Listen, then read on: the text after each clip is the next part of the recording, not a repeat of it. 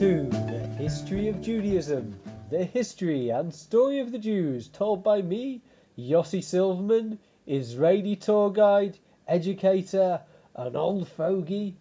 I'm just getting over aging a year. This is podcast number 6, Yehudah and the 12 tribes. Now, last time we watched Yaakov or Jacob change into Israel. This time we are going to discuss his 12 sons and their characters that came to form the new group. And again, this is not the Jews. This is the group that came before, called the children of Israel. We're going to have to backtrack a bit and witness the 12 births that took place in last time's podcast and talk a bit about the characters of the sons and their subsequent tribes. I'm going to go in order of mothers, starting with Leah. Now, Leah is a character who evokes a lot of pathos. She is weak-eyed Leah, spurned by her husband in favour of her pretty sister Rachel or Rachel. Except here's the twist. For many years, Rachel is barren. So Leah uses her kids as weapons to taunt her sister. She calls the first Reuven. He's the oldest. And he's called, "Look, I have a son." Nina, Nina, Nina. Is it really that petty? Is really Leah with every child going to taunt her sister? Is that all that's going on? Of course not. There's also a concept that parents have a power of prophecy when children. Either it refers to something that will happen in the future, or sometimes it's actually a bit ironic. So, as well as it being, look, I have a son on a very superficial level, Reuven becomes a very responsible character.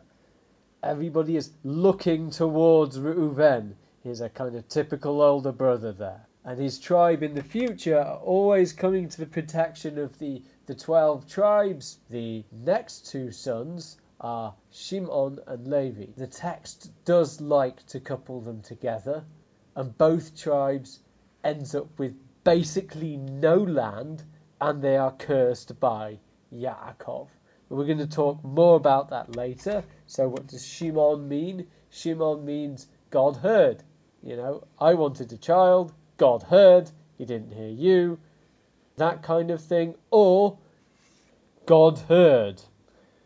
God heard what? If we want to take it in a positive way, that's God heard his prayer. Another possibility is God heard not necessarily all the good things that Shimon's been doing. Also, just generally we heard or we didn't hear. We've no idea where Shimon ends up. The tribe Shimon basically disappears in the future. Levi or Levi.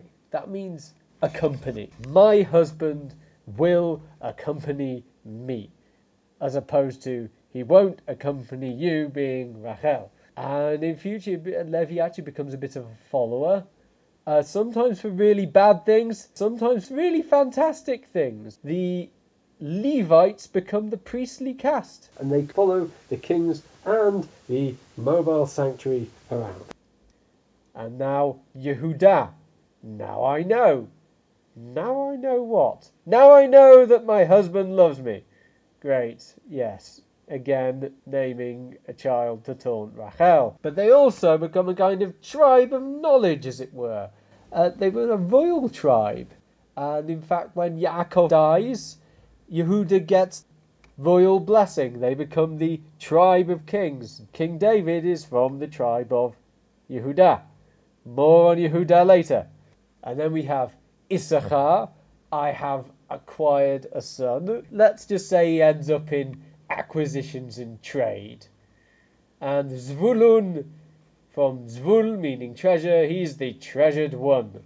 Zvulun, Zebulun in King James English. Fantastic news! Rachel finally has kids. She's not actually barren. It looked like in the story she was going to be. She has kids, just 2. But they're real characters, very, very important ones for the development of our story. Her first son, Yosef, he will increase. This is, I would say, objectively, the best name in the entire Bible. And me saying this has nothing to do that my name is in fact Yosef. So who is this Yosef? It's Joseph.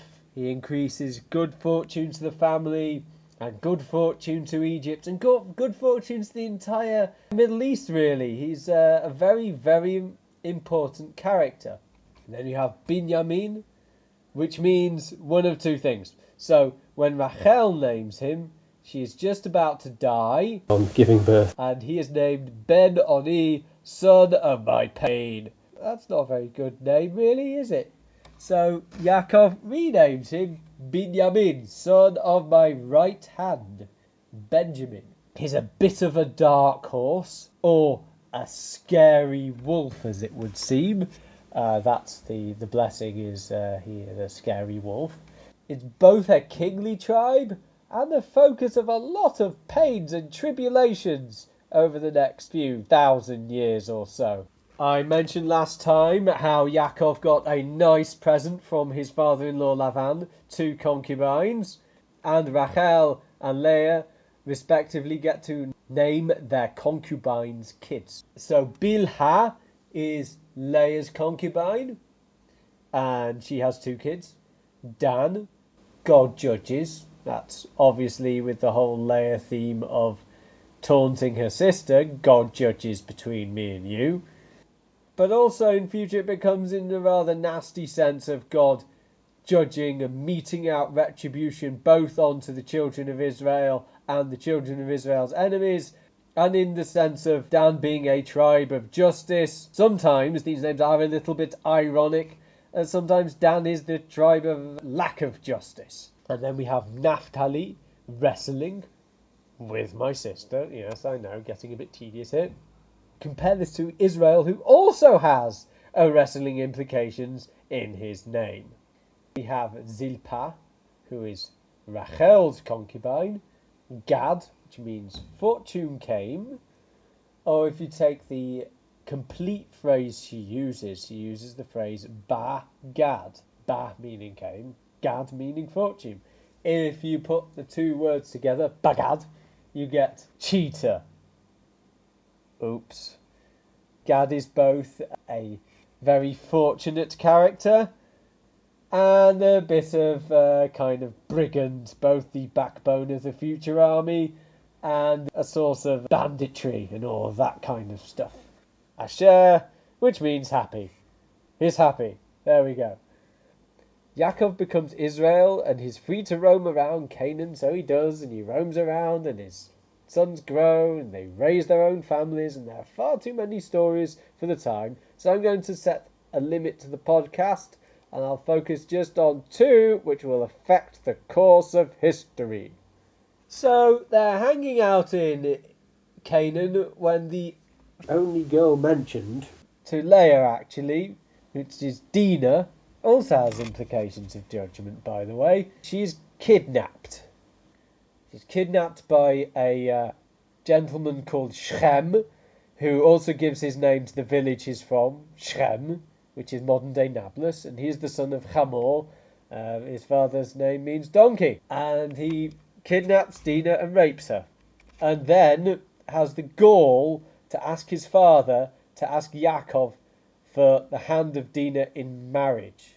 So Yaakov makes a treaty with Hamor, and the deal is if Hamor and all his progeny will circumcise themselves, then they can marry into Yaakov's family. All does not go well. On the 3rd day, after all of Hamor's people have circumcised themselves, Shimon and Levi enter Shechem, their village, and slaughter every single male in the village while they're incapacitated. Now Yaakov here disciplines his sons on the basis that you don't break a treaty and that they've embittered the relationship between themselves and the surrounding people. Was he right to do this? Was Yaakov right to discipline them? Should Yaakov have done something? Is Yaakov being Yaakov in this case? Or is he being Israel?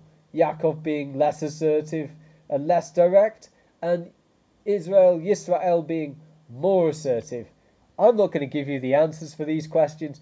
You be the jury. Shimon and Levi never really recover from this story. The more radical modern biblical analysis actually claims that this story is written many, many years in the future, when to explain why Levi has no land and Shimon has virtually disappeared. A more traditional approach would be to say that this story is prophetic. It's a foreshadowing of what's going to happen to Shimon and Levi. Judah, or Yehudah, is also an interesting character. His name is to do with knowing. His tribe becomes the royal tribe, and you'd expect some really excellent behaviour from him, right? Right? No, sorry. He heads down, both spiritually and physically, from the heights of where his brothers are living on the Judean hills. Hopefully I'll get round to putting a map up so you can see where this is, to a place in the valley called Timnah, and he goes by way of another place in the foothills called Adullam. He makes a friend with an Adulamite, a person from Adullam, and marries his daughter. And if you've been paying attention to the last few podcasts, you know that this is a real no-no. And then, when he's in Timnah, and he marries off his son, heir, to a local Timnite. And that's even worse than marrying your son off to a local Adulamite. Timnites seem to be far worse than Adulamites. Ooh, don't want to do that. He marries a lady called Tamar. Tamar means date palm. The text records that is an evil man, and he commits acts of evil. What acts of evil, we're not entirely sure. Because of this, God smites him, and he dies. So there we go, some nice biblical smiting going on. Now there's a law called the Levirate law, that if your brother dies leaving no heirs, you have to marry your brother's wife to carry on your brother's name and the name of your family. So Onan, who is Yehudah's son by the Adulamite lady, and Er's brother, marries Tamar. Now, notwithstanding what onanism is today, he doesn't fulfill his marital obligations. There's something to do with him spilling his seed, and he gets smote too. So now Yehudah has a third son, Shelah, but Shelah doesn't have much to do with this story. And no way to carry on his name? What does Yehudah do? He prohibits Shelah from marrying Tamar, and then goes and shears his sheep. So Tamar acts. She disguises herself so that her identity is unknown, heads down to where Yehudah will be shearing his sheep, and pretends to be a prostitute. She seduces the kingly Yehudah, and when Yehudah asks what her price is, she says, your belt and your special seal, and your very distinctive tassels. They all had distinctive tassels to tell them apart, so Yehudah had special tassels. He doesn't think anything about this. He gives her the belt, gives her the special tassels. They do whatever they do, and Yehudah heads back. Later on, Tamar becomes pregnant, and Yehudah hears that she's pregnant and doesn't know that why this has happened, but declares that she is a harlot and she'll be executed. Take her out and burn her.